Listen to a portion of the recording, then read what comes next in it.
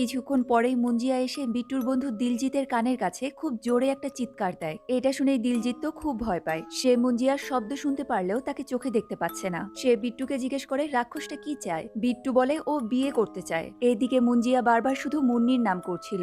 এটা শুনে দিলজিৎ মুন্নি বদনাম হয়ে গান চালিয়ে বলে, মুঞ্জিয়াজি এই মুন্নি চলবে? গান শুনে মুঞ্জিয়া খুব রেগে গিয়ে বলে, আমার মুন্নি কানেক্টরকে খোঁজো যাও, না হলে আমি বিট্টুর মাকে মেরে ফেলবো। বিট্টু আর দিলজিৎ তো কিছুই বুঝতে পারছে না তারা কোন মুন্নিকে খুঁজবে। তখনই বিট্টু বলে, মুন্নি নিশ্চয়ই দাদির গ্রামেরই কোনো মেয়ে হবে। তাই পরের দিন বিট্টু তাদের গ্রামের বাড়িতে তার বোনকে কল করে মুন্নি কানেটকার নামের মেয়ের কথা জিজ্ঞেস করে। বিট্টুর বোন বলে, কানেটকারদের বাড়ি তো আমাদের বাড়ির পাশের বাড়িটাই, কিন্তু তারা অনেক বছর আগে গ্রাম ছেড়ে চলে গেছে। কিছুক্ষণ চিন্তা করে বিট্টুর বোন বলে, দাদির ছোটবেলার কিছু পুরনো ছবি আছে, হয়তো ওই ছবিগুলোতে তুই মুন্নিকে খুঁজে পেতে পারিস।